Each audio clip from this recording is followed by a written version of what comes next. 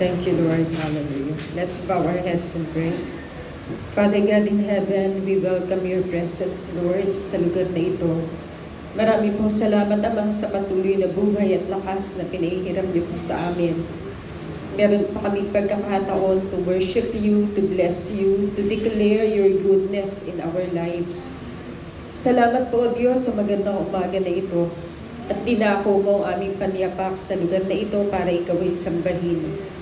Mausap ka po sa amin, Ama, as we worship you, as we bless you, as we listen to your word, as we do the communion. May your Holy Spirit speak to us. Let your love overflow in our hearts today as we worship you, Father. We commit to you this day, in Jesus' name. Amen and amen. Thank you, Lord.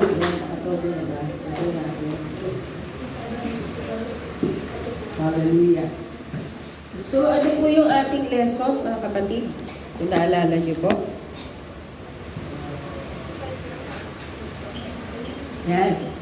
How can I set my heart on God? Paano ko ba maitatatag ang aking puso sa Panginoon? Again, yung puso diyan is hindi yung tumitibok. Kundi yung buong ikaw, yung isip mo, yung lakas mo, yung emosyon mo, yung pagpapasya mo, everything in you. Paano mo ba maipofocus yun kay Lord? Sa taon na ito at sa mga susunod pa panahon. So, balikan natin. Rewind. Unang-una sa lahat, dapat maunawaan natin na kailangan nating pumili. Sabihin nyo nga po, kailangan kong pumili. Hindi pwedeng, gusto ko dalawa Hindi pwede yun. Kailangan isa lang.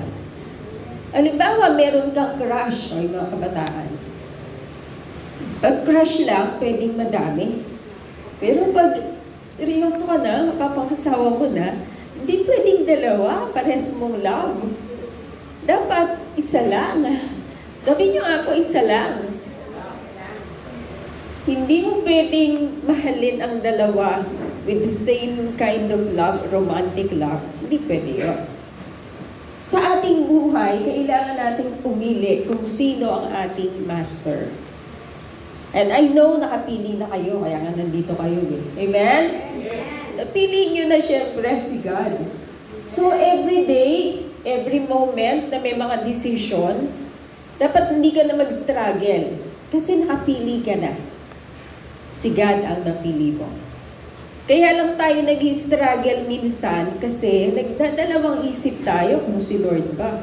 Dapat this time, hindi na tayo magdadalawang isip kasi nakapili na tayo Halimbawa yung asawa mo, hindi na pwedeng sabihin na, ay, ayoko na sa'yo. Palitan na kita. Hindi na pwede yun kasi kinumit mo na yung buhay mo sa Kanya sa harapan ng Diyos. Ngayon, kung kinumit mo na rin yung buhay mo kay Lord, dapat huwag ka nang magkaroon ng isa pang master. Kasi ang tawag ni Lord doon, spiritual adultery. Diba? So gusto ni Lord kung may mamahalin kang sobra-sobra, nagpas-lagpas, yun ay siya. Okay ba? So yun yung una, kailangan talaga na piliin natin ang Diyos. Hindi yung pera o anumang bagay dito sa mundo. Dahil sabi nga sa Bible, hindi ka pwedeng maglingkod sa dalawang Panginoon. Kasi kay isa naman mamahalin mo. Magiging devoted ka sa isa, yung isa naman, kay inisan mo. So you cannot serve both God and be enslaved to money. Yan, unawaan na po natin yan last time. Na isa sa kausap ni Lord doon ay Pariseo. Alam niyo po, iba-ibang pagtanggap ng tao sa salita ng Diyos. Yung iba, pag tinanggap nila yung Word of God, para yung vitamin, para yung nutrients. Pag tinanggap nila, lumalakas sila. Yung iba naman, halimbawa, yung Pharisee, nung narinig niya yung sinabi ni Jesus, hindi siya natuwa. Nainis siya. At gumawa siya ng bagay na parang ipaparamdam niya kay Jesus na hindi siya naniniwala. So, ininsulto niya si Lord. Okay, yun yung Pariseo, he mocked Jesus. Ano siya, parang suminga siya sa ilong niya, nag-blow siya. Para ipakita kay Jesus na, hindi ako naniniwala dyan. Ganon. Tingnan din natin yung ating puso. Every time na maririnig natin yung Word of God, ano ba yung nagiging tugon natin? Ay, Lord, ako ganyan. Ginagano ba si Lord? Lord, di ako yan. Or, gaganonin mo ba siya? The best thing we can do is to, parang salamin. Lord, ako po ba ganyan? Baguhin mo po ako, Panginoon. Kasi, di ba kapag meron tayong, halimbawa, meron tayong sulat ng ballpen sa ating mata. Pag nagsalamin tayo, hindi natin nahayaan na mag-stay yon. Kasi katawa-tawa tayo. So, ang gagawin natin, tatanggalin natin yon. Nakita natin kasi may salamin. Ang salita ng Diyos ay salamin din sa atin. Okay? Sabihin nyo nga po, salamin ko. Kasi pinapakita ng salita ng Diyos yung totoong nasa puso natin.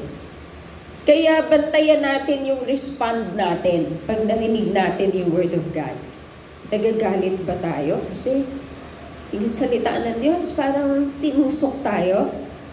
Or natutuwa tayo. Kasi meron na namang pagkakataon para baguhin ako ng Panginoon. Amen? So, yun na. Gusto kong makita nyo yun. Sa lahat ng tao, ang salita ng Diyos ay hindi pa rin pareho ang dating sa kanila. Naalala nyo yung parable of the sower?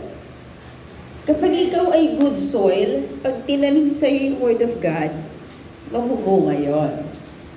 Kapag hindi ka good soil, parang maaapektuhan din yung pag-grow ng halaman o ng seed sa puso mo. So, prayer natin lagi kay Lord, Lord, make me a good soil.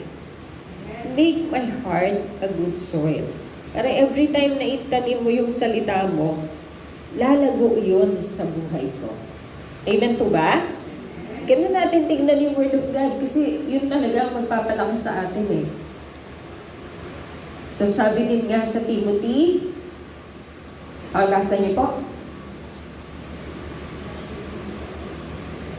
Yan. O, may Bible po kayo kahit sa Tagalog na lang. Ang godliness na may contentment ay malaking gain. Kasi wala tayong dinala dito sa mundo, wala tayong saplot, kumbaga nung sinilang tayo. Mag-i-exit din tayo dito sa mundo na wala tayong manadala. Kung tayo ay kumakain, may damit, makontento tayo. People who want to get rich fall into temptation and a trap. So, ang dami ang mga taong talagang suktulan yung pagnanais na yumaman ay nahuhulog sa tukso at sa patibong at sa maraming kamangmangan at masakit na mga pagnanasa na nagtutulak sa kanila para sila mapahamak. Okay? Matindi yun, Bakit kaya si Jesus nung nandito sa mundo, hindi niya pinili na isilang siya sa palasyo, magarbong lugar? Bakit kaya pinili ni Lord na isilang siya sa bahay ng mga hayop? Napakababang lugar.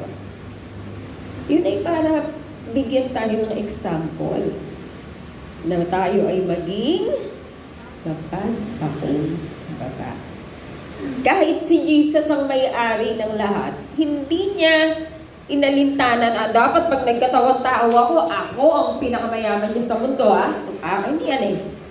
Hindi ganun. Kabaliktaran. Pinakita ni Jesus na kahit siya ang may-ari ng lahat, pupunta siya rito bilang mababang alipin ng Diyos. Amen? Saan tingin na ang mga tao tataas sa kilay?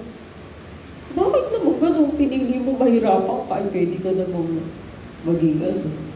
May purpose yan. Sabi ng Bible, si Jesus ay naging mahirap upang sa kanyang kahirapan tayo ay gawin niyang mayaman. So may purpose yun. Napaka-unselfish. Hindi siya makasarili. Lahat ng kanyang ginawa ay hindi para sa kanya, kundi para sa atin. Something na hindi maintindihan ng isip ng tao. Sapagkat ang pag-ibig sa pera ang ugat ng lahat ng kasamaan. May mga tao na sa kagustuhan nilang yumaman ay napalayo sa pananampalataya at napuno ng sakit ang kanilang buhay. Sakit as in not just sickness, kundi yung pain, yung kalungkutan. Meron nga sila ng everything they need and everything that they want. Pero deep inside, napaka-empty nila. Hindi sila masaya, wala silang kakontentohan, wala silang kapayapaan. Napuno ng pasakit yung kanilang puso. Pero ibig sabihin ba no, gusto ng Diyos na maging mahirap tayo? Hindi. Gusto lang ng Diyos na alam natin yung ating priority. Amen? Yung mahalaga sa'yo, binibigyan ko talaga ng panahon. Tama po ba yun? Kung ang Diyos ang mahalaga sa'yo, bibigyan mo siya ng panahon.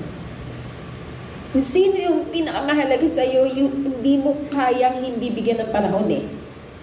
Kasi nadudurog yung puso mo. Sana si Lord yun.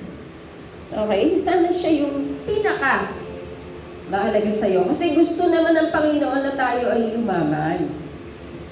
He died for everyone so that those who receive His new life will no longer live for themselves. So tayo, kung natanggap na natin yung bagong buhay na binigay ni Jesus, hindi na tayo ngayon nabubuhay para sa sarili natin. Kanino ka ba bumabangon? Sabi ng patalastas. Sa Nescafe. Tayo ay bumabangon o patuloy na nabubuhay para sa Diyos. Siya yung priority. Next, yung family mo. Mga mahal mo sa buhay, trabaho mo. Pero never na magkapalit yung lugar nun. Dapat si God ang purpose. Bakit ka nabubuhay? Amen ba? You don't live to make money and more money and a lot of money. No, you live for God. Para ganapin yung kanyang kalooban. Amen po ba? Yan. Sabi nga doon kanina, instead, they will live for Christ, who died and was raised for them. Ito yung nakakalungkot minsan. Parang nakalimutan na yan naman na ng palataya. Alam nila na born again na sila, pero gusto pa rin nila mabuhay according to their will. Kaya sikat yung kanta na I did it my way. Kasi gusto ng tao yung gusto niya ang gawin niya. Pero kapag nakakilala ka na kay Lord, hindi na yung gusto mo eh. Kung ano yung kalooban ng Diyos, yun ang gagawin mo. Kasi iba na yung master, hindi na ikaw. Hindi na Satanas, kundi ang Diyos na. So ano man yung sabihin ni Lord sa'yo, susundin mo. Kasi master mo siya. Okay? Sabi nga ni Pablo, sapagkat ako'y nabubuhay para kay Kristo. At kung mamatay naman ay pakinabang. Alam niyo po ba yun na may pakinabang? Kasi, yung lahat ng pinagpagalan mo dito sa mundo, nandun yung reward mo sa heaven. So lahat ng pinagpagalan mo na parang akala ng mga tao ay baliwala yung buhay mo. Parang naubos yung buhay mo na kakashare. Naubos yung buhay mo na kakaakay sa mga tao. Well, actually, yun yung gusto ng Diyos na gawin mo. Kasi kapag namatay yung tao at napunta sa impyerno, lungkot na lungkot ang Panginoon doon. Pero kung ang tao ay mamatay, pero makakapiling naman ng Diyos, masaya pa rin si Lord.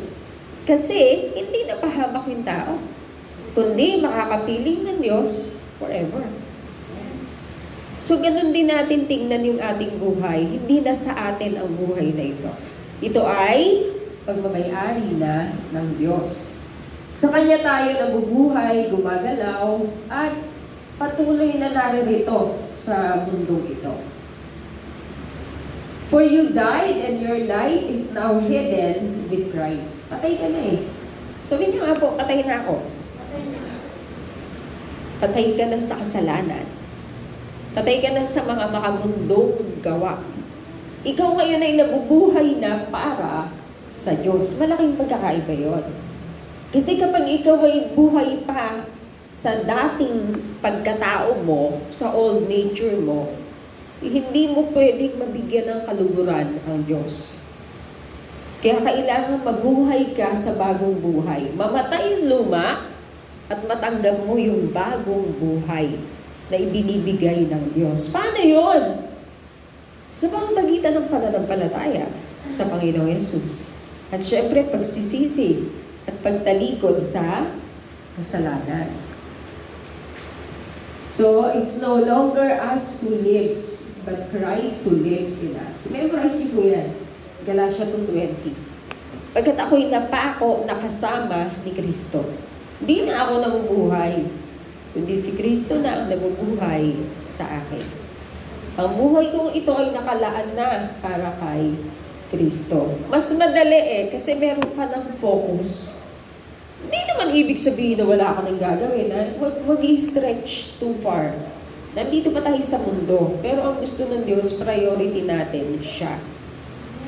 Amen? Magtatrabaho pa rin tayo. Kung ikaw ay anak, maging mabuti kang anak.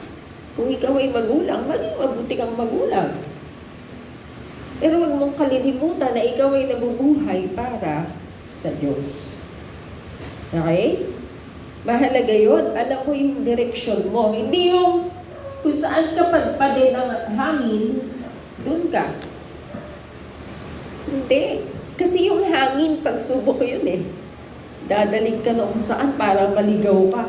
Pero kung alam mo ang direction mo, ay, sandali, hindi ako dyan, dito ako eh. Dito ako yung sinusundan ko si Jesus. Ayun. Doon ako. Pero kung di mo alam, maliligaw ka nga. So, napakahalaga, meron kang isang master. Ayaw na ulit gumalaw. Brother Hell. Okay. Yan. So, yung pagkain ay para sa tiyan, pero yung katawan ay para sa Panginoon. Hindi para sa sexual immorality. O hindi para sa mga makamundo. Hindi para sa Panginoon. Pag may nagtanong sa'yo, ba't ka ba nabubuhay? Eh, syempre, meron akong pangarap. May ambition ako. Dapat, pag tinanong ka, ba't ka nabubuhay? Nabubuhay ako para sa Panginoon. Para gawin ko yung kalooban niya. Bakit yung ganyan na sinabi mo? Ay, yun na sinabi ni Jesus eh. Di ba sabi ni Lord, I came to do the will of my Father. Narito ko sa mundo para gawin ang kalooban ng aking Ama na nasa langit. Sinantabi ni Jesus yung sarili niya.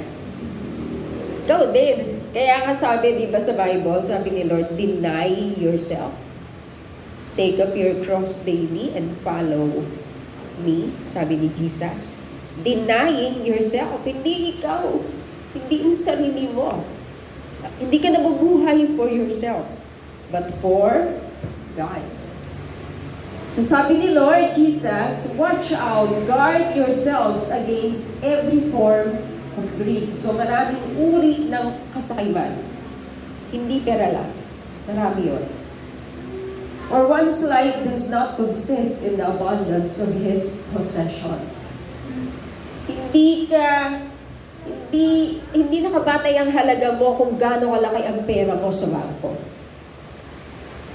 O kung gaano kalawak ang property mo. Hindi doon nakasalalay yun. Okay? Ang halaga mo ay kasi minahal ka ng Diyos. So tandaan natin, God will prosper us. Sabihin niyo ako ay pagpapalain ng Diyos.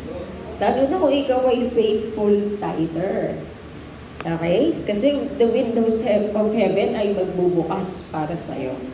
Pag ikaw ay faithful tither.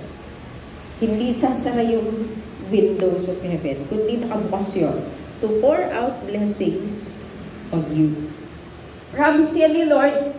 Pero tandaan mo, kapag ikaw ay binless na ng Panginoon, huwag mong sasabihin na, yumaman ako kasi ang galing ko.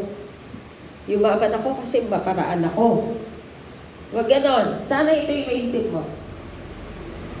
But remember the Lord your God, for it is He who gives you the ability to produce wealth.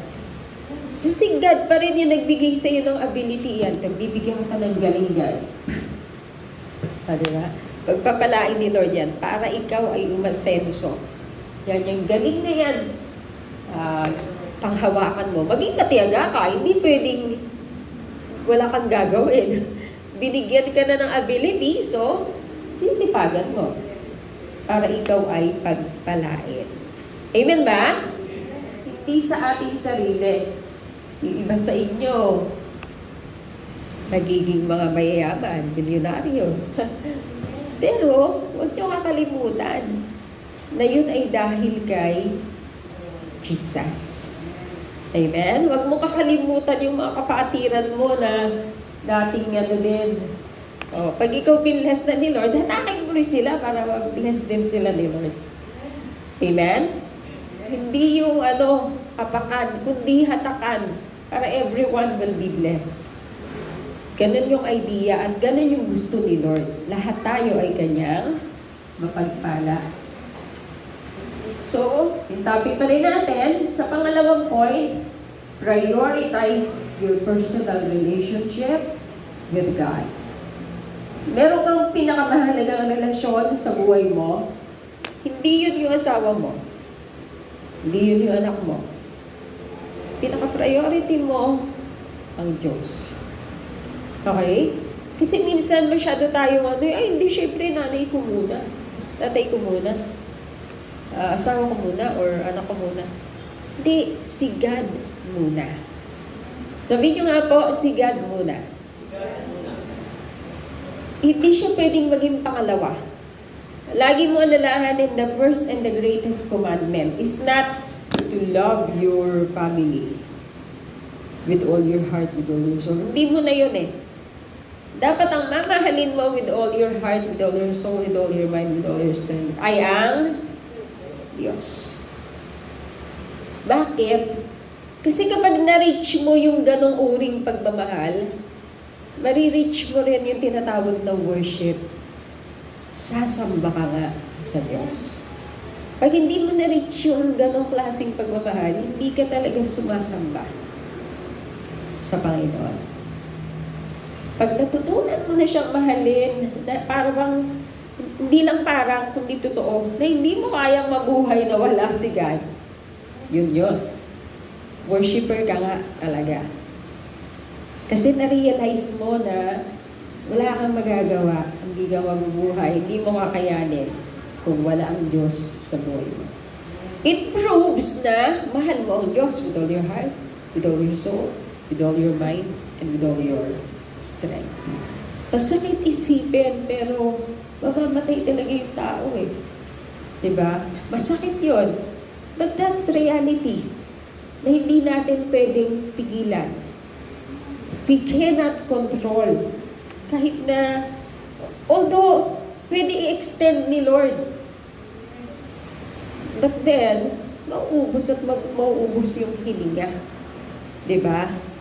So, napakahalaga na bago mangyari yun, talagang nakakilala sa Panginoon yung tao. Kaya yun yung pinaka-goal natin eh. Hindi yung mabigyan mo ng bahay at lupa yung tao. Hindi yung mabigyan mo siya ng 1,000,000 sa bangko. The best gift you can give to the person ay yung maakay mo siya sa Panginoon. Pinagtiyagaan mo siyang akayin kahit ayaw niya, sige na. So to speak, pinilit mo siya. Later on, na-realize niya, yun yung best gift na mabibigay mo sa kanya. Yung hindi mapapahamak ang kaluluwa niya sa impyerno. Kasi nga, tiyak na darating ang kamatayan. Sabihin niyo po, tiyak. Kung paano tiyak na darating yung bukas. Tiyak na darating yung kamatayan eh. Kaya napakahalaga na akayin natin yung tao sa Diyos kasi hindi natin alam kung hanggang kailan. So, sabi nga ng Bible, samantalahin ang pagkakataon. Redeeming the time for the days are evil. Samantalahin yung pagkakataon. Gusto mo, mahal mo tong pinsan mo, nanay mo, tatay mo. Akayin mo kay Lord, kahit na nakukonsumi siya sa'yo o naiinis siya sa'yo, share the gospel. Paunawa mo sa Kanya, pakita mo sa Kanya, mahal mo siya, gusto mo siyang makakilala kay Lord. Amen? Kasi yun yung pinakamagandang regalo na may ibigay mo sa tao na madadala niya after this life. Amen? Amen ba? Amen. So, prioritize natin yung personal relationship natin kay Lord. Yung prayer and studying the Bible. Bakit ba? Ba't kailangan na ganon? Di ba pwedeng attend na lang? Parang sa religion, magsisimba ka ng paglinggo. Di mo na kailangan mag-pray, magbasa ng Bible every day. Di ba para namang marami akong gagawin eh. Parang gano'n, di ba? Ang daming reason. Bakit kailangan yon? Number one, because God wants me to know Him. Gusto ng Diyos na nakilala mo siya. Hindi mo siya makikilala kung once a week ka lang sasamba sa Kanya. Hindi mo siya makikilala ng ganon. Kailangan everyday, paunti-unti mo siyang makilala. Kasi hindi kaya ng utak mo yung isang kilala. Hindi kaya. Kaya nga, slowly but surely na makilala mo ang Diyos. Habang nagkakaedad ka, mas nakikilala mo ang Diyos. Kumbaga, kakasama mo siya sa paglakad mo dito sa mundo eh. Siya yung nagpapala sa'yo, gumagabay sa'yo, kausap mo. So makikilala mo talaga siya habang ikaw ay tumatanda. Sana ganun. Hindi yung dati medyo nakilala mo na siya, pero later on, nagkahiwalay kayo ni Lord. Nagkaroon ka ng ibang friend. Nagkaroon ka ng ibang love. Huwag ganun. Matitigil din na makilala mo ang Diyos. Kailangan constant, patuloy, at araw-araw. Amen ba? Mga kapatid, ito kasi napakahalaga nito eh. Kapag hindi natin natutunan yan, hindi natin makikilala ang Panginoon. Magugulat tayo sa mga nangyayari. Pwede tayong magalit. Pwede tayong masaktan. Kasi hindi natin kilala ang Diyos. Paano siya gumawa? Di ba sabi ng Panginoon, my thoughts are higher than your thoughts. My ways are so much higher than your ways. Lalo na pag di natin siya kinilala. Kaya nga, gusto natin na mag-devotion tayo para makilala natin siya. Little by little. Habang dumadaming puting buhok, nakikilala mo na si Lord. Alam mo na yung parang napipredict mo na yung pwedeng mangyari sa taong ito kasi lumalapit na siya kay Lord. Or the other way around, tumatalikod siya. Nakikita mo na yung pwedeng mangyari sa kanya. Bakit? Kasi kilala mo na ang Panginoon. Nakawan niyo mo yun?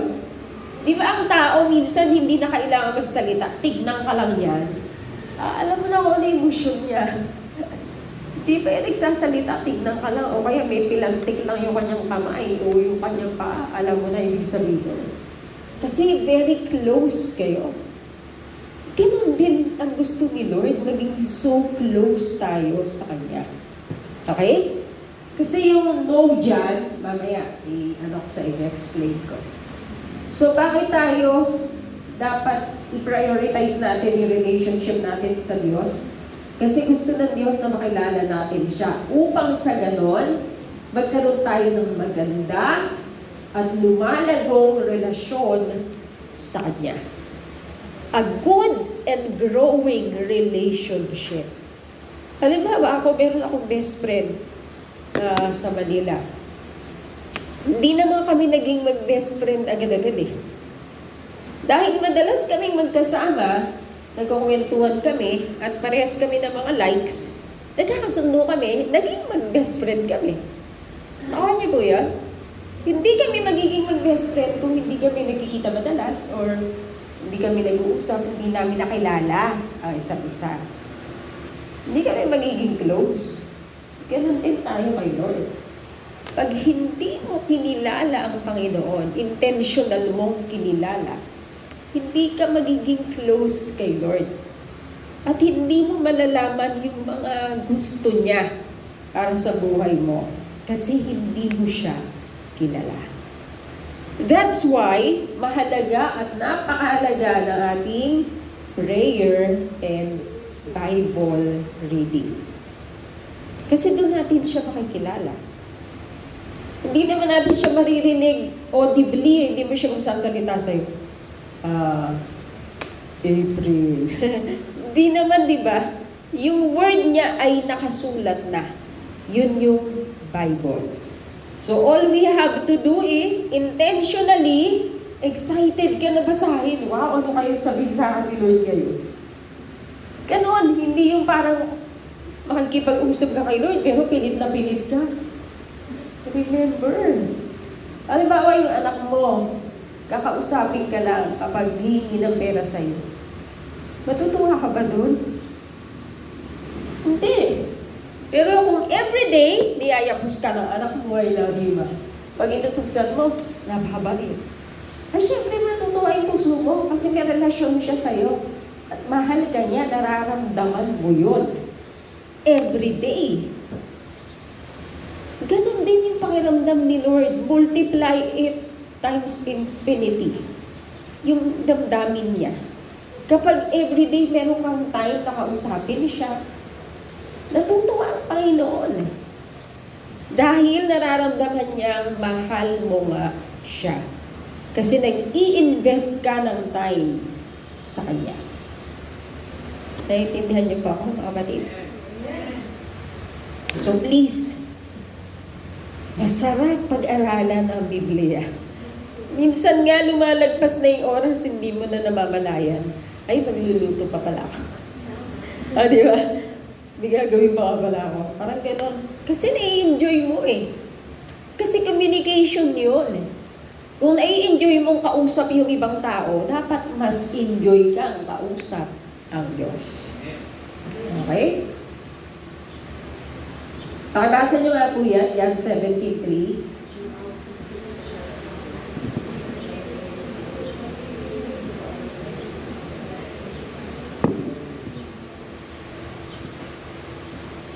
Si Lord po ang nagsabi niya, ito ang buhay na walang hanggan, na makilala ka nila, nag-iisang Diyos at si Jesucristo na iyong pinadala.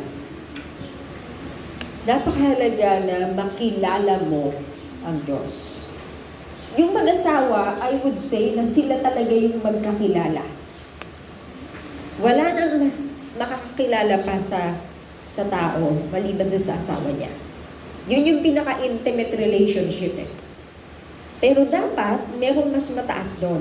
May mas intimate pa doon yung relasyon mo sa Diyos. Naintindihan niyo po yan?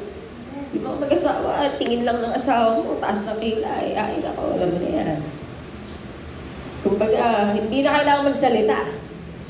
Dapat ganun mo rin kakilala si Lord. Yun yung i-goal mo.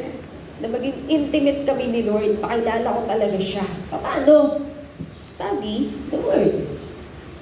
Ito ang buhay na walang hanggan, ang makilala ka nila, to know you. Therefore, mahalaga pala sa Diyos na makilala mo siya. Doon mo kasi mauunawaan kung ano yung buhay na walang hanggan. Pag totoong nakilala mo siya. Okay? Hindi lang sa salita. Halimbawa, kilala mo si President Duterte. Pero hindi mo siya kilalang kilala. Kilala mo lang siya kasi siya yung Pangulo. Parang ganun ba ang pagkakilala mo sa Diyos? Kilala mo ang Diyos kasi siya ang Diyos. But that's all. Ano ba yung mga gusto ng Diyos? Ano ba yung mga love language ni God? Ano ba yung kalooban ni God? Yung hindi mo na yun alam kasi hindi ka na close. Kaya napakahalaga na maging close ka. Pagka-close mo na yung tao, alam mo yung favorite color niya, alam mo yung favorite food niya, alam mo rin kung paano siya inisin, kung paano siya patuwain. Di ba? Kasi sobrang close. Ganon din ang i-goal mo sa relasyon mo sa Diyos. Pwede mo ba yun? Ang ibig sabihin na, brother, hindi pa kayo ulit. Okay, you will know God through His Word and as you pray. Huwag kayo makontento dun sa isang verse sa araw. Ito isang verse. Magaganyanin mo pa yung Bible. Sana wala na gumagawa sa inyo ng ganito, Kasi noon ginagawa ko din yun, noon. Ano pa ako? Baby pa ako. Pupukos akong ganyan. Diyaran. Yun na yun. Okay na. Hindi gano'n. Pag bago ka pa lang, hindi mo pa kasi alam Diba? Lahat tayo dadaan sa gano'n. Hindi gano'n. Pag manonood ka ba ng palabas, papanoorin mo lang ending, o yung gitna lang, o yung una lang, hindi mo maintindihan yun. Kailangan panoorin mo mula umpisa hanggang bakas. Basahin mo ang Biblia from cover to cover. Para magkaroon ka ng overview. Makita mo yung buong picture. At unti-unti pag-aralan mo. Nakakawa niyo po yan? Ganon yun. Kaya hindi pwedeng huhugot ka lang. 1 verse a day is enough. Hindi ka lalago. Mabamalnourished yung spirito mo. Para bang everyday ang kakainin mo lang isang candy. Makakayayat ka niyan. Mali ba nalang nagre-reduce ka? Diba? So, hindi dapat ganon. Ulit, Brad? Baka naman global na kasi to. Okay. So, paano? Yan, yung Greek word ng know o makilala is ginosko. Ano ibig sabihin nun? To know through personal experience. Experientially know. Intimately know. Ibig sabihin, personally, experientially, and intimately. Kilala mo. Yun yung gusto ng Diyos na ma-reach natin. Maabot natin yung ganong relasyon na kilala natin ang Diyos. Yun yung Greek word for know. To know through personal experience. Or experientially know. Intimately know. Hindi mo lang kilala kasi naging classmate mo, pero hindi mo naman naging close friend. Kilala mo lang siya, yan yung matalino sa klase. That's all. Ay, hindi mo talaga kilala. Yung gusto ng Diyos na pagkakilala ay very personal. Okay? Ang Diyos ay hindi far away, kundi siya ay very personal, ang lapit sa'yo. Kilala mo siya. Pag may nagtanong sa'yo, kilala mo ba ang Diyos? Yes. What can you say about God? Depending on your relationship with Him. Diba? Halimbawa, yung mga tao, ang tingin sa'yo, matapang, stricto. Pero yung mga taong talagang kilala ka, ay mabait yan. Pagmahal yan. Yung mga taong hindi ka lubos na kilala, ang nakita lang nila sa'yo yung stricto yan. Gusto niya, pulido. Gagalit yan pag mali ang gawa mo. Yun yung other side mo. Pero yung other side mo is very loving, very giving, forgiving.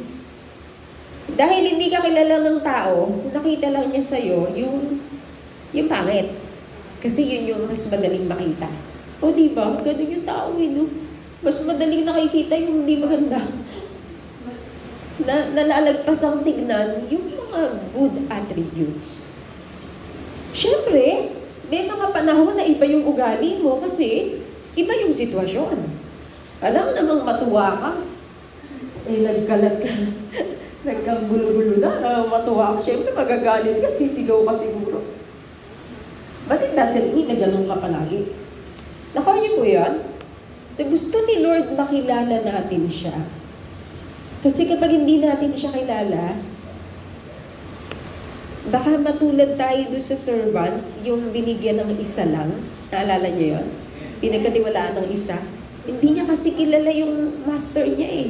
Ang tingin niya sa master niya masama. Pero yung dalawa, na nauna, hindi naman ganun ang tingin. Kasi nga, hindi niya kilala. So mga kapatid, napakahalaga na makilala natin ang Diyos. Makilala mo siya na sobra-sobra siyang magmahal. Buhay niya, hindi niya pinagkait. Para lang mabigyan tayo ng magandang buhay. Eternal life. Something na walang ganun sa tao eh. Pero ang Diyos ginawa niya yun para sa atin. Kaya dapat makilala natin siya. Mas madali kasi na, well, hindi naman perfecto, as in alam mo na lahat. Pero somehow, alam mo yung pagkilos ng Panginoon. Kasi close ka sa Kanya. Naintindihan niyo po ba ako? Hindi yan mangyayari kapag hindi natin gagawin yung ating personal devotion. Brother Noel?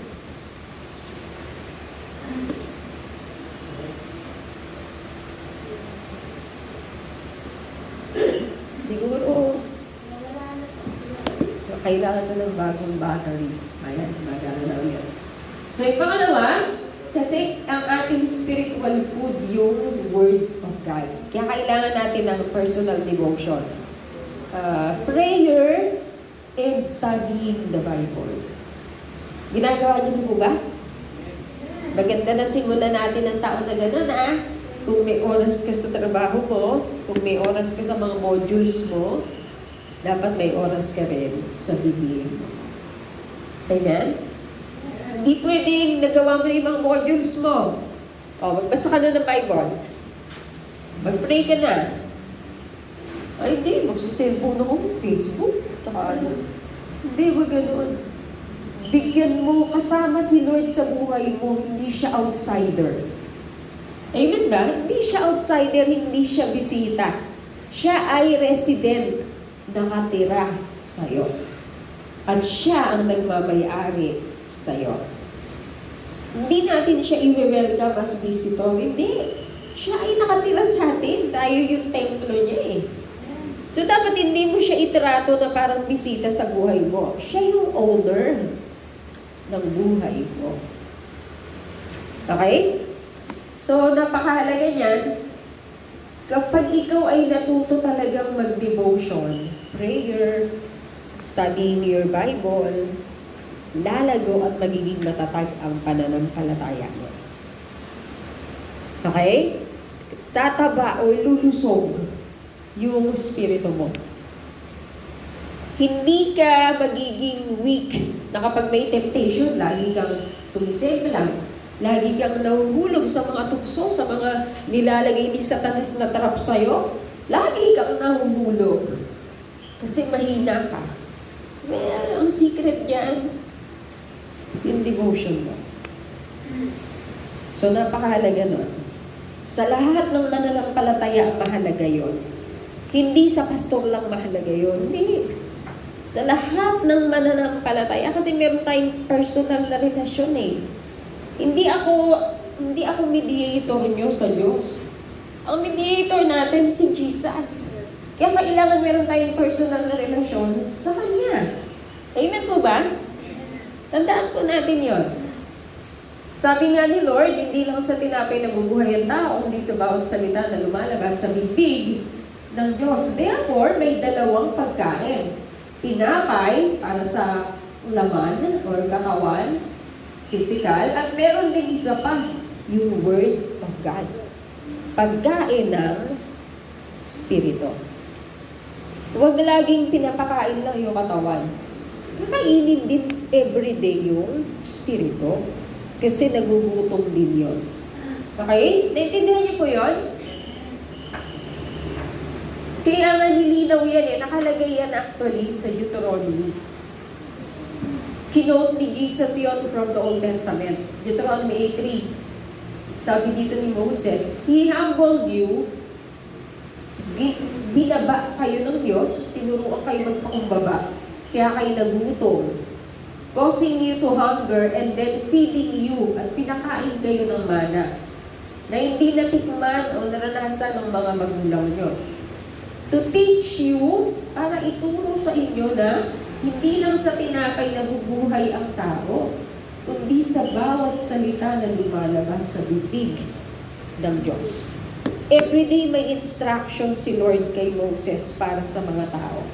Ganun din tayo ngayon. Everyday may instruction si God sa atin. Kaya we need to read the Bible. Okay? So tandaan niyo po yun ha. Pag nagugutom kayo, maalala niyo, oops, nagugutom na rin yung spirito ko. Kaya pagkakain ko ng breakfast, kakain din ako na pakainin ko rin yung spirito ko. Amen po ba? May kasabihan, anything you feed grows. Alam ba, may alaga ka. Pinapakain mo yung alaga mong pusa o alaga mong aso, ay lalaki yun. Diba? Lulusog yun. Kung babae yun, magkakaanak yun.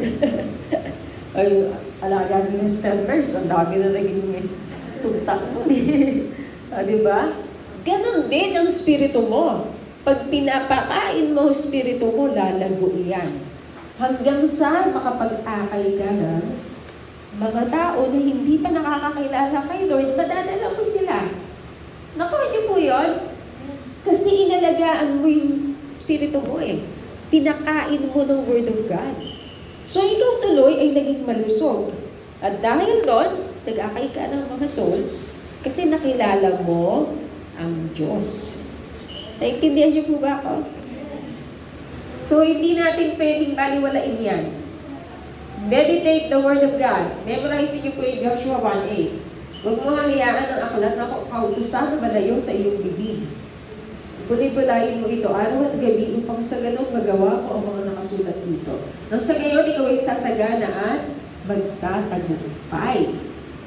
Gawin niyo pong memory verse niyo yan.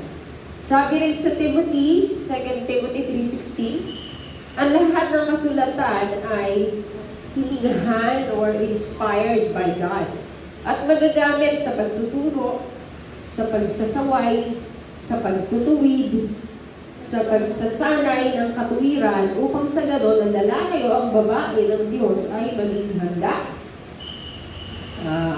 ganap sa bawat mabuting gawain. Yung Word of God yun. Hindi ka, ang Word of God ang magtuturo sa'yo. Minsan, re-rebuking ka niya.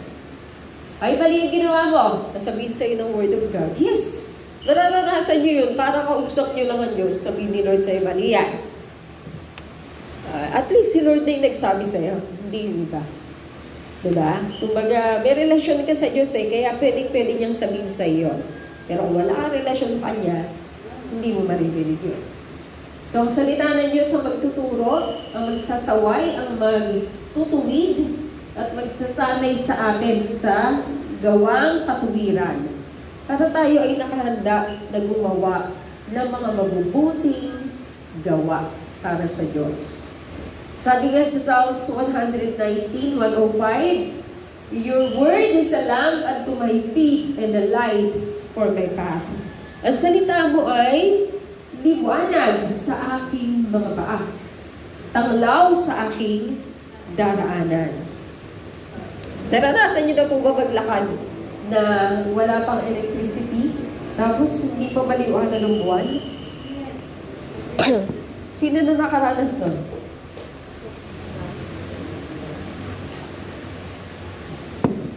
Sister Kinitlan. O di ba minsan naranasan na rin natin yun? Halimbawa, nag-brown out. Nagising ka. Nauntog ka. Nadulas ka. Kasi hindi mo nakita eh, di ba? Binabasag ka kasi ang dilim. Hindi mo nakita mga kapatid. Ganyan ang buhay ng tao na hindi nag-aaral ng salita ng Diyos. Ang dami niyang pagkakamali na gagawa kasi walang liwanag sa Kanya. Ang salita ng Diyos ang ating liwanag. Pag nag-aaral ka ng Word of God, marirealize mo na masama yan. Hindi ko yan gagawin. Ay, ayaw yan ni Lord. Nabasa ko yun sa Bible. Hindi ko yung gagawin. Nagiging liwanag siya. Instead na magawa mo yung mga pagkakamali kasi hindi mo alam eh. Kumbaga madilim. Kaya magagawa mo magkamali. Ang daming tuloy pagkakamali na gagawa everyday. Kasi walang liwanag sa'yo. The Word of God is a light. Sa totoo lang, ang daming desisyon na harapin natin. Amen? Everyday may mga desisyon tayo hinaharap. Ano gagawin mo? Paano ito? Paano yan? Kapag wala ang salita ng Diyos sa'yo, mahirapan ka talaga. Kasi madilim. Pero kapag ang Word of God everyday, binabasa mo, unti-unti makikita mo yung liwanag nito sa buhay mo. All of a sudden, nakikita mo na yung tama. Ito. Sabi ng Word of God, ito yan eh. So alam mo na, nagiging maliwanag na sa'yo ang lahat. Naiintindihan niyo mo ba, mga kapatid? Ang Kristiyano hindi nag-aaral ng salita ng Diyos ay parang Kristiyano na nasa gitna ng blackout, sa gitna ng brownout, nangangapa sa dilim. Pero ang Kristiyano nagdi-devotion, kahit na madilim, maliwanag pa rin. Hindi siya nangangapa sa dilim kasi ang salita ng Diyos ang tumatanglaw sa kanya. Kaya alam niya kung ano yung dapat niyang gawin. How can a young man or young person stay on the path of purity? Paano ba magiging malinis? O dalisay? O ano ba isang Tagalog ng pure? Ha? Paano mamumuhay ng may kabanalan na isang tao? By living according to your word. Paano ka mabubuhay according to the Word of God? Hindi mo nga alam ang Word of God. Yun yung problema doon. Kaya napakahalaga na malaman natin. Ang damo ay matutuyo. Ang bulaklak ay malalanta. Subalit, ang salita ng Diyos ay mananatili magpakailan paman. Diba? Na-realize niyo ba yun? Namatay na sila Moses, si King David. Sino pa? Yung mga apostles. Yung mga lolo-lolo natin. Pero ang salita ng Diyos, buhay pa din. Amen? Hindi siya nagpapass away. Hanggat ang Diyos ay narariyan, mananatili rin ang kanyang salita. Eh alam naman natin na walang hanggan ng Diyos. Kaya ang salita niya rin ay walang hanggan. Biruin mo yun? Minsan kang nabuhay sa mundo na pag-aralan mo ang walang hanggang salita. Wow! So, huwag natin babaliwalain yun. Napakahalaga ng salita ng Diyos sa atin na mananampalataya. As for God, His way is perfect. The Lord's word is flawless. Ibig sabihin flawless, walang pagkakamali, walang kapintasan. He shields all who take refuge in Him. Yan. Iniingatan niya, parang siyang panangga sa mga tao na nagtitiwala o nanganganlog sa Kanya. Ano pa? The word of the Lord is right and true. Tama at totoo. Siya ay tapat sa lahat ng Kanyang ginagawa. Ano pa? Ang salita ng Diyos ay buhay at makapangyarihan. Matalin. Mas matalin pa sa espadang magkabila ang talim. Tumutusok ito doon sa paghihiwalay ng spirito at ng kaluluwa. Wow! Kasi ang tao, di ba, flesh, soul, and spirit. Napakagahibla siguro yung paghihiwalay dun eh. Pero kayang paghiwalayin yun, the Word of God. Joints and marrows, yung mga buto at yung kasukasuan, etc. Kaya rin paghiwalayin yun, the Word. It judges the thoughts and attitudes of the heart. Yun yung matindi doon. Ang salita ng Diyos ang huhusga sa ating ugali at sa ating puso. Kaya mahalaga yun eh. Ang Word of God kasi may power siya. Siya yung magsasalita sa'yo. Paano siya magsasalita sa'yo kung hindi mo siya babasahin? Okay? So, bakit kailangan i-prioritize? Ito na yung pangatlo. Because God treasures or values relationship. Mahalaga kasi sa Diyos yung relasyon. Yung meron kang relasyon sa Kanya. Mahalaga yon sa Diyos. Pag wala kang relasyon sa Kanya, dinidedma mo siya. Hindi yun maganda. Gusto ng Diyos at pinapahalagahan ng Diyos na meron kang relasyon sa Kanya. Di ba yung tao na halimbawa, yung best friend mo, na palagi nandyan sa'yo, kapag yan humingi ng favor sa'yo, at kaya mo rin naman ibigay sa Kanya, of course, yung mga good things, ibibigay mo sa Kanya. Tutulungan mo siya. Money is nothing. When friendship, when real relationship is between you. Ang pera hindi hindi problema or hindi pinag-usapan sa taong may totoong relasyon sa isa't isa. Okay? Intindihan niyo po ba yun? Ang Diyos, napakahalaga sa Kanya ng relasyon. Kaya nga sa atin mahalaga yun eh. Yung anak mo, pinag-aaral mo, pinapakain mo, tinuturuan mo. Bakit? Anak mo eh. May relasyon ka sa Kanya. Eh yung anak mong kapitbahay mo, pinapakain mo ba, pinag-aaral mo ba? Hindi. Hindi mo siya anak. Ang may responsibility sa Kanya, yung parents niya. Kasi meron kang relasyon sa anak mo. Mahalaga yun sa Diyos. Kung tinuturing mo siyang ama, dapat meron kang relasyon sa Kanya. He will provide for all your needs kasi ama mo siya. Nakuha niyo po yan? Pag nag-pray ka, sasagutin ka niya kasi anak ka niya eh. Pero kung naaalala mo lang siya kapag may problema ka, baka hindi ka totoong anak. Kasi di ba yung, halimbawa, yung kapitbahay mo, mangungutang ka sa'yo. Naalala ka niya kasi meron siyang kailangan. Wala siya talagang relasyon sa'yo. Pwede mo siyang pagbigyan minsan, pero hindi mo siya palaging pagbibigyan. Kasi wala siyang relasyon sa'yo. Ganun din sa Diyos. Napakahalaga sa Diyos na meron tayong relasyon sa Kanya. Nare-realize niyo po yun? Gusto kong maintindihan niyo yun eh. Kasi minsan, ang taas ng natin kay Lord, we demand many things from God. Lord, give this, give that. Pero wala naman tayong relasyon sa Kanya. Hindi naman tayo hindi na natin alam ang Biblia. Wala tayong relasyon sa Kanya. Pero pag may kailangan tayo, doon lang tayo lalapit sa Kanya. Masakit yun sa Panginoon. Kasi God values or treasures relationship. Taka niyo ba?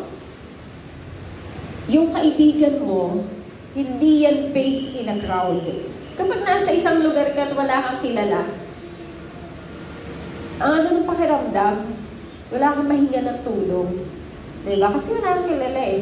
Pero kapag nandun ang mga kaibigan mo, kampante ka. Ano man mangyari sa'yo, may sasalo sa'yo. Nandyan. Tandaan niyo to, mahalaga sa Diyos yung relasyon. Kapag may relasyon ka sa Kanya, meron kang influence sa Kanya. Pwede mo siyang lapitan kasi may relasyon ka sa Kanya. At hindi ka niya itataboy. May relasyon ka eh. That's why God didn't establish any religion. Christianity is not a religion, but a genuine personal relationship with God. Kapag ang tingin mo pa rin sa ginagawa natin ay religion, hindi ganon. Mali yun. Meron tayong relasyon sa Diyos bilang ating Ama. Sabihin nga po, bilang aking Ama. Yung tatay mo everyday, kinakausap mo yan. Lalo na kung ikaw ay nasa minor age. Kung ikaw din yung tatay, syempre yung anak mo, nakausap mo yan, inaalam mo kalagayan yan. Meron kayong communication kasi may relasyon kayo. Kung ikaw ay totoong anak ng Diyos, dapat meron din kayong communication every day. Kasi may relasyon ka sa Diyos.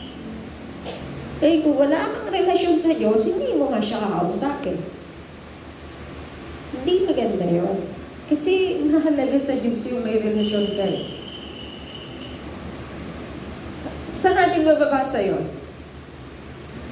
God treasures relationship. Yaman yan para sa Diyos. Ako nung kabataan ko pa, isa sa sinasabi kong kayamanan ko ay yung mga kaibigan ko. Yung mga true friends ko, they are my treasure. No, ako'y nasa college years ko. Hindi sila abala sa akin. Sila yung isa sa mga yaman ko. Ganon din tayo tinitingnan ni Lord eh. Kung tayo ay may totoong relasyon sa Kanya, isa tayo sa treasure ng Diyos. Nakuha niyo po yun? Kaya dapat aalagaan mo yung relasyon na yun. Huwag mong babaliwalain yun. Sabi sa Psalms 91:14, because He loves me, Tagalog, dahil mahal niya ako, sabi ng Diyos, ililigtas ko siya. Iingatan ko siya. Kasi tinatanggap niya ang aking pangalan. Nakita niyo yung relasyon doon? Kasi mahalin mo ang Diyos. Ililigtas ka niya. Eh di, the other way around. Pag binabaliwala mo sa Lord, wala mong relasyon kay Lord. Pero magdidemand ka kay Lord. Unawain niyo ang Diyos. Kung papaanong tayo din, may relasyon ka sa anak mo, kahit na matigas ang ulo niyan, pakakainin mo, pag-aaralin mo, gagamitan mo, tama? Pipiliin mo maturuan ng mabuting asal kasi may relasyon ka eh. Ganun din tayo. Dapat may relasyon tayo sa Diyos. Napakahalaga nun sa Panginoon. So promise niya yan. Because He loves me, says the Lord, I will rescue Him. I will protect Him, for He acknowledges my name. May isang version, I will rescue those who love me. Mahal mo ba si Lord? Dati, minsan. Ang gusto ni Lord na pagmamahal, mahal mo siya ng buong puso, buong isip, buong lakas, at buong kaluluwa. God will not settle for anything less. Ayaw ni Lord ng pagmamahal na pangalawa. Sinabi niya na yun eh. Ang gusto niya, mahalin mo siya ng buong puso, buong isip, buong lakas, at buong kaluluwa. Nakuha niyo po yun? What else? Sabi sa Romans 8:28, at alam natin na ang lahat ng bagay ay nagkakalakit-lakit na gumagawa para sa ikabubuti ng nagmamahal sa Kanya. At sa lahat ng Kanyang tinawag ayon sa Kanyang layunin. Magiging maayos pa rin yan kung mahal mo ang Diyos. Lahat ng bagay ay magkakalakit-lakit na gagawa sa ikabubuti ng nagmamahal sa Diyos. Take note, mahalaga sa Diyos na may relasyon ka sa Kanya. First love mo si God. Okay? Hindi siya kapantay ng pagmamahal mo sa kanino man. Walang kapantay ang pag-ibig mo sa Diyos. Yun yung hinihingi ng Diyos na pagmamahal mo sa Kanya. James 1:12, mapalad ang taong nananatili sa kabila ng pagsubok, sapagkat kapag siya ay, pag naipasa niya ang pagsubok na yun, tatanggap siya ng korona ng buhay na ipinangako ng Diyos sa kanila na nagmamahal sa Kanya. To those who love Him. Hindi niya pinangako ang crown of life sa lahat ng tao, kundi doon sa mga taong nagmamahal sa Kanya. Nawa niyo po yun? Relationship yun. God values relationship. Tandaan niyo mga kapatid, ayaw natin na ididedma tayo ng anak natin eh. Yung daan-daanan tayo. Masakit yun sa atin. Pero how many times na nagagawa natin yun sa Diyos? Lumilipas ang mga araw, ang mga buwan, ang mga taon. Hindi ka nagpe-pray, hindi ka nagbabasa ng Bible, hindi mo siya kinikilala. Masakit yun sa Panginoon. Wala kang totoong relasyon sa Kanya. Gusto ng Diyos na mahalin mo siya. Hindi pagmamahal na katulad ng pagmamahal mo sa alaga mo aso. Hindi pagmamahal katulad ng pagmamahal mo sa cellphone mo. Gusto ni Lord yung pinakamataas na pagmamahal ang ibigay mo sa Kanya. Kasi nararapat siya, no? Amen po ba? But if anyone loves God, he is known by God. Wow! Sino man ang nagmamahal sa Diyos, siya ay kilala ng Diyos. Di ba sabi, sige pa, palapakan natin sila. Mahalaga yan, sabi ng tao, kilala niya ang Diyos. Paano pag sinabi ni Lord sa kanya, hindi kita kilala? Kasi hindi mo siya mahal eh. Matthew 7:21, di lahat na tumatawag sa akin ng Panginoon ay maliligtas. Di ba sabi doon sa bandang baba doon, sasabihin ng iba, Lord, nagpalais kami ng demonyo sa pangalan mo. Sabi ni Lord, lumayas kayo, hindi ko kayo kilala. Nakakatakot pala kapag hindi ka kilala ng Diyos. Hindi ka maliligtas. Ganun katindi yun. Paalisin ka, doon ka sa hell. So napakahalaga na kilalanin mo ang Diyos. Magkaroon ka ng malalim, personal, at napakalapit na relasyon sa Diyos. Bakit? Kasi God treasures or values relationship. Okay? Kilala ng Diyos ang mga taong nagmamahal sa Kanya. 1 Corinthians 3:3. Sabi yan, 1 Corinthians 9:2, 2:9, wala pang mata na nakakita, wala pang tenga na nakarinig, wala pang isip na nakaunawa ng mga plano ng Diyos sa mga taong nagmamahal sa Kanya. Mahal mo ba si Lord? Ano pang klaseng pagmamahal ang gusto ni Lord na ibigay mo sa Kanya? Love Him with all of your heart, with all of your soul, with all of your mind, and with all of your heart. Kumbaga, hindi ka nabubuhay para sa sarili mo. Nabubuhay ka para sa Kanya. Siya yung love mo eh. Your life revolves around God. Yun. Nakuha niyo po? So, i-develop niyo po mga kapatid. Sikapin niyong mahalin ang Panginoon doon sa pagmamahal na nais niya na ibigay natin sa Kanya. Madali na yon kapag naranasan mo na yung pag-ibig ng Diyos. Diba? You cannot give something na wala ka. Kung wala kang piso, wala kang mabibigay na piso. Pero kung meron kang 10 piso, may ibibigay yung piso.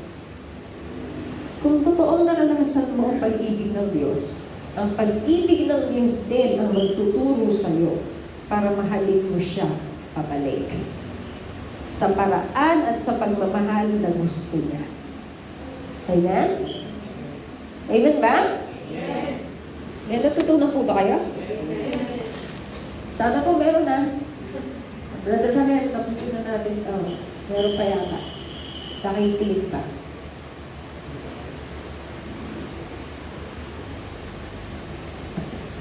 Okay, so remember, sige Brad, always fix your eyes on Jesus. Hindi sa mundo, hindi sa yaman ng mundo. Okay? Kundi kay Jesus. Sabi sa Hebrews 12:2, ituon natin ang ating paningin kay Jesucristo na siya ang may akda at gaganap ng ating pananampalataya. Dahil sa kagalakan, tiniis ni Jesus yung pasakit doon sa krus. At ngayon siya ay nakaupo na sa kanang kamay ng trono ng Diyos. So i-fix mo yung mata mo, someday makakasama ko si Jesus. Mahal na mahal ko si Jesus. Hindi ko kayang mabuhay na wala si Jesus. Yes! Hindi ko kayang mabuhay na hindi ko maririnig o mababasa ang salita niya. Kasi naglalab mo siya eh. Nakuha niyo po yun? Doon lalabasin totoo eh. Kasi naglalab mo si Lord kaya hindi mo kaya hindi siya kausapin o hindi pakinggan o basahin ang salita niya. Kaya gusto ng Diyos na mahalin mo siya. Na buong puso, buong isip, buong lakas at buong kaluluwa. So God is our source. God is our life. We live for God, not for money. Our purpose is to do the will of God. Hindi yung will natin. Kalooban ng Diyos, gagawin natin. Si God ang ating greatest treasure. Bakit? Where your treasure is, there your heart will be also. Pag ang treasure mo nandito sa lupa, dito lang. Dito lang ang puso mo. Pero kung ang Diyos ang treasure mo, heavenward yun. Ibig sabihin, nasa langit. Sabi nga sa Colossus, since then you have been raised with Christ, set your hearts on things above. Ituon mo ang puso mo sa mga bagay sa taas, na kung saan si Kristo ay nakaupo sa kanang kamay ng Diyos. Set your mind, yung isip mo, ituon mo sa taas, hindi dito sa mundo. Kapag ikaw ay namatay na at ang buhay mo ay nakatago na kay Kristo sa Diyos. Summary, so ano yung pinag-aralan natin? How can I set my heart on God? Choose God as your master. Prioritize your personal relationship with God. Bakit? Kasi gusto ng Diyos na makilala mo siya para magkaroon ka ng maganda at tumalagong relasyon sa Kanya. Kasi spiritual food mo yon para maging matatag ang pananampalataya mo. Kasi mahalaga sa Diyos na meron kang relasyon sa Kanya. May natutunan mo kayo? Amen. Hallelujah. Thank you, Lord. Clarify that. That is good. Let us all stand up. Thank you, Lord. God is good. God is good. And all the time. Amen. Tumayo po tayo lahat. Mga kapatid, i-renew natin yung ating commitment sa Diyos. Hello? I-renew mo yung commitment mo sa Lord. Born again ka na, pero gusto ko na i-renew mo. Muli mong bigyang sigla yung iyong ugnayan sa Diyos bilang iyong Ama. Pwede po ba yun? Sa pamagitan, simulan natin yan sa pamagitan ng prayer. Let's bow our heads and close our eyes. Sabihin mo, Ama sa langit, nagpapakumbaba po ako sa iyo. Inaamin ko po, noong nakaraang taon, hindi kita naging priority. Wala akong oras sa iyo. Patawarin mo po ako. Ngayon, naunawaan ko na mahalaga ito para makilala kita, magawa ko ang kalooban mo, at higit sa lahat, para mahalin kita ng buong puso, buong isip, at buong lakas. Linisin mo po ako ng banal na dugo ng Panginoong Yesus. Mula ngayon, gusto kitang makilala ng mas malalim, personal, at intimate. Ihayag mo po ang iyong sarili sa akin. Salamat po, Ama. Maghari ka po sa buhay ko, ngayon at magpakailanman. Ito po ang aking dalangin sa pangalan ng Panginoon Yesus. Amen. Ako na lang po mananalangin. Ama, salamat po sa iyong mga salita. Lord, hayaan mo po ang aming buhay ay maging matamang lupa. Upang sa ganon, yung mga salita mo pong naitanim sa amin ngayon ay hindi mabaliwala, kundi mamunga ng sagana, upang ikaw ay maparangalan sa aming buhay. Pagpalain mo po yung mga salita, Ama, at nawa po, lagyan mo kami ng hunger, mas maging malalim yung gutom namin at uhaw namin sa iyong mga salita. Maraming salamat, Ama. Sa iyo po, taas-taas ang papuri, pagsambang pagluwalhati. In Jesus' name we pray. Amen and amen. Thank you, Lord.